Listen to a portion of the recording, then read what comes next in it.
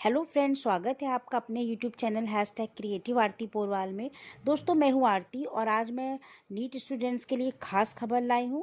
दोस्तों, इस खबर को जानने से पहले अगर अभी तक आपने मेरे चैनल को सब्सक्राइब नहीं किया है तो सब्सक्राइब कर लीजिए और उसके आगे जो बेल आइकन का बटन है उसे भी प्रेस कर दीजिए ताकि सारी लेटेस्ट इन्फॉर्मेशन आपको मिलती रहे। और अगर आपको ये न्यूज़ अच्छी लगे तो इसको लाइक और शेयर भी करिएगा। तो चलिए दोस्तों, आज हम बात करेंगे आंध्र प्रदेश की। दोस्तों, आंध्र प्रदेश के कम से कम 100 इनएलिजिबल एमबीबीएस कैंडिडेट्स को तेलंगाना सीटें मिली हैं। तो दोस्तों, एक बहुत बड़ी न्यूज़ सामने आई है। ये 2 जनवरी की ही न्यूज़ है। आंध्र प्रदेश के कम से कम 100 अयोग्य एमबीबीएस उम्मीदवारों को तेलंगाना सीटें मिलती हैं। दोस्तों, बात को बता दूं, कुछ छात्रों को जिन्हें एमपी में कम से कम पसंदीदा प्राइवेट कॉलेजों में पढ़ना पड़ता था, उन्हें टीएस के सरकारी कॉलेजों में प्रवेश मिला है।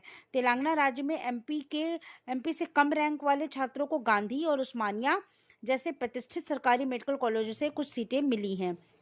हैदराबाद में आपको बता दूं, आंध्र प्रदेश के 100 से अधिक ऐसे इनएलिजिबल यानी अयोग्य छात्र हैं जिन्हें तेलंगाना राज्य में मेडिकल कॉलेजों में प्रवेश लिया है, जो चिकित्सा अध्ययन के अपने जीवन काल के सपने के बराबर स्थानीय छात्रों को वंचित करते हैं।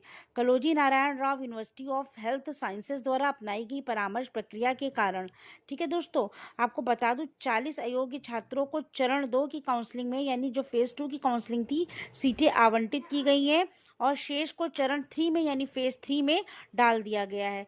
काउंसलिंग को बंद कर दिया गया है। एक अवसर से वंचित टीएस छात्रों की संख्या बहुत अधिक होगी, क्योंकि डेक्कन क्रॉनिकल ने 15% अनारक्षित कोटा, ओपन और जो बीसीडी की केवल 2 श्रेणियों में सीटों के आवंटन का विश्लेषण किया है। अनुसूचित जातियों और जनजातियों के अलावा अन्य श्रेणियां हैं जिन्हें ए, बी, सी और ई पिछड़े वर्गों में है, ठीक है। अवसर गंवाने वाले स्थानीय छात्रों के लिए और अधिक चिंताजनक बात यह है कि एपी के आधे छात्रों को एपी में अपने संबंधित कॉलेजों में 85% स्थानीय कोटा में और सीट नहीं मिल सकी है, लेकिन जो उच्च प्रतिस्पर्धी हैं उन्हें 15% में प्रवेश सुरक्षित करने में कामयाब रहे हैं।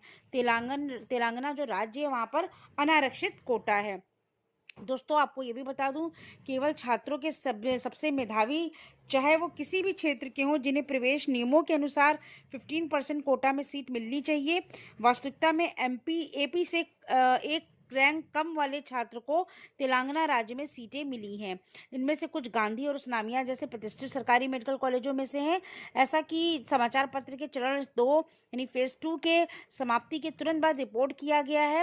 विश्वविद्यालय के अधिकारियों ने अनारक्षित कोटा को गैर स्थानीय लोगों के लिए आरक्षित कोटा में बदल दिया है। दोस्तों, फेज 3 में अनारक्षित खुले जनरल कोटा में प्रवेश पाने वाले 50 छात्रों में से 7 जो हैं वो आंध्र प्रदेश के थे। इसी श्रेणी में महिला कोटे यानी जो उसमें 31 में से 30 थी, महिला कोटे में ये 31 में से 30 थी। तो दोस्तों, इस तरह से आपको बता दो, जो फेज 2 की काउंसलिंग थी उसमें जनरल कैटेगरी में 34 में से 23 और 18 में से 13 था। और अब बीसीडी श्रेणी में विश्वविद्यालय के अधिकारियों ने चरण 2 में यानी फेज 2 में 19 सीटें आवंटित की हैं, जिसमें से 3 काउंसलिंग, जिनमें 12 जो है एपी की है। विश्लेषण ने चौंकाने वाला यह भी एक बात बताई है कि आंध्र प्रदेश में 85% स्थानीय कोटा की खुली श्रेणी में प्रवेश पाने वाले अंतिम छात्र की कट ऑफ रैंक 50,858 थी। एपी के 35 से अधिक छात्र जो मिले उच्च रैंक में तेलंगाना राज्य में प्रवेश प्राप्त किया है। कुछ छात्रों को जिन्हें अन्यथा एपी में कम से कम पसंदीदा निजी कॉलेजों में पढ़ना पड़ता था, वो तेलंगाना राज्य के आदिलाबाद, सूर्यपेट और नलगोंडा के सरकारी कॉलेजों में प्रवेश मिला है। तो दोस्तों, इस तरह से बीसीडी श्रेणी के मामले में एपी के 85% स्थानीय कोटा के लिए कट ऑफ रैंक 65,705 था।